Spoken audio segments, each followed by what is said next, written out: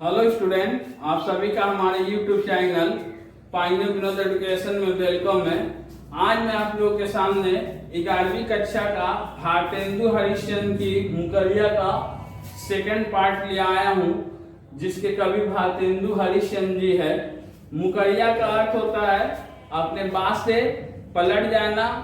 मुकरिया एक तरह का पहेली है और मुकरिया पहेली में अंतर यह है कि मुकरिया में आपको जो पूछा जाता है उसका उत्तर दिया रहता है, जबकि पहेली में जो पूछा जाता है उसका उत्तर नहीं दिया रहता है। तो लाइन है, धन लेकर कुछ काम ना आए, ऊंची नीची राह दिखाए, समय पड़े पर सीधी घूमी, क्यों सकी सज्जन नहीं सकी चुंगी। तो प्रस्तुत मुकरिया में भारतेंदु हरिश्चंद्र जी अंग्रेजी शासन काल के समय के चुंगी पर प्रकाश डाले हैं।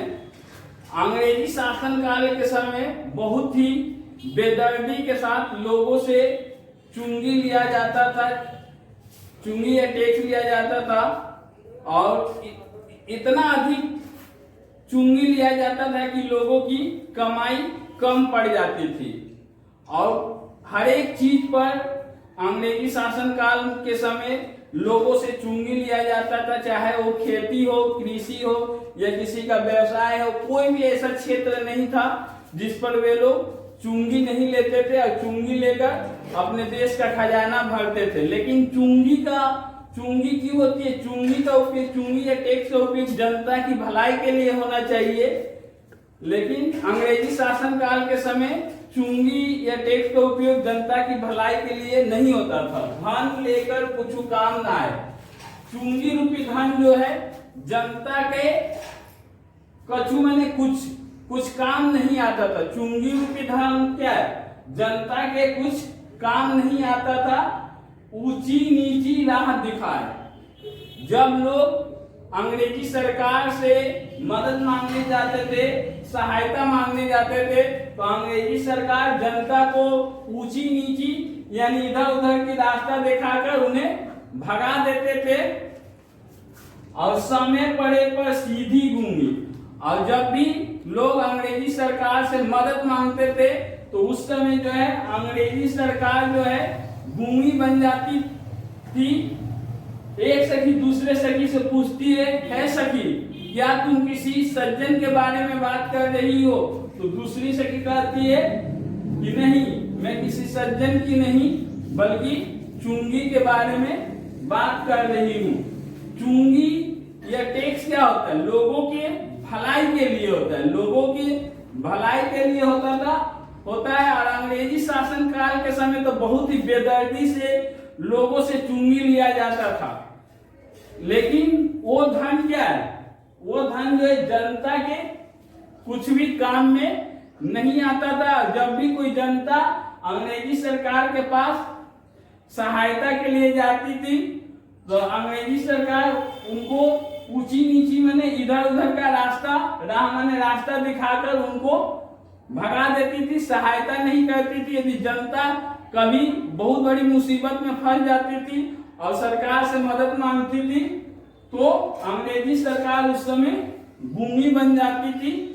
क्यों सकी सज्जन नहीं सकी चुंगी। पहली सखी क्या है? दूसरी सखी से पूछती है कि क्या सखी तुम किसी सज्जन के बारे में बात कर रही हो? तो दूसरी सखी कहती है नहीं सखी, मैं सज्जन नहीं बल्कि चुंगी के बारे में बात कर रही हूं। अगला मुकरिया है, रूप दिखावत सर्वस लूटे।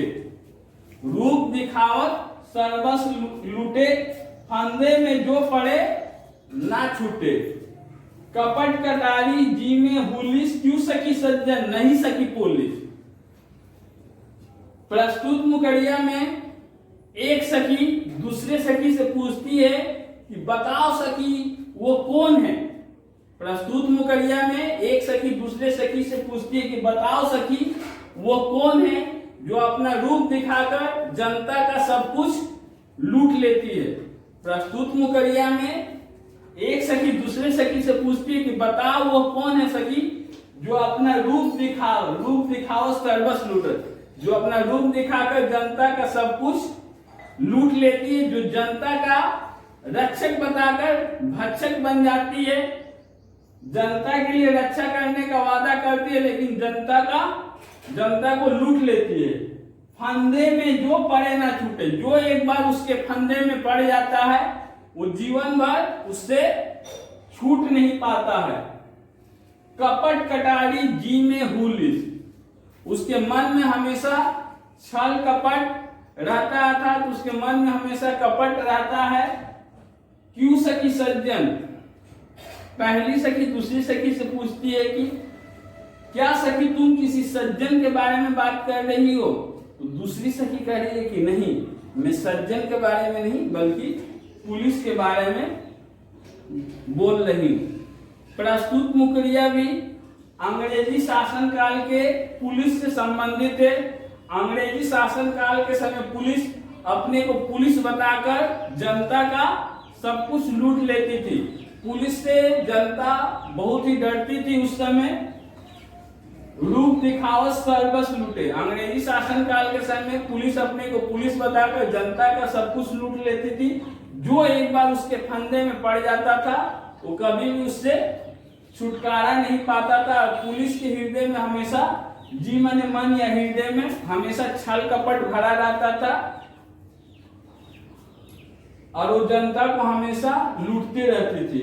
पहली सखी दूसरी सखी से पूछती है कि हे सखी तुम किसी सज्जन के बारे में बात कर रही हो? तो दूसरी सखी कहती है कि नहीं, मैं सज्जन नहीं बल्कि पुलिस के बारे में बात कर रही हूँ।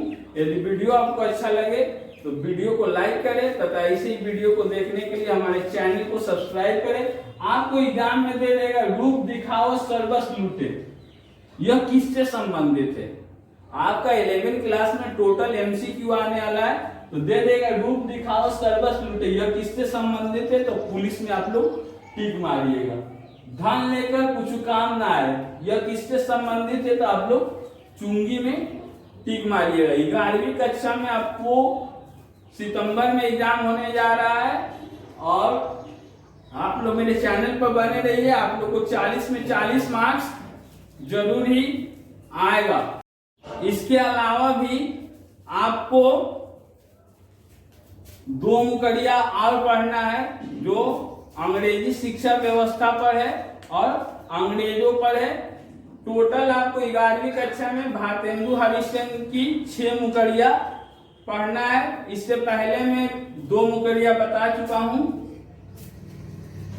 ठीक है। और इस वीडियो में मैंने चुंगी और पुलिस के बारे में बताया है और 2 मुकरिया आपको अंग्रेजी शिक्षा और अंग्रेजों के बारे में, और इससे पहले मैं शराब के ऊपर भी एक मुकरिया था जो बताया था।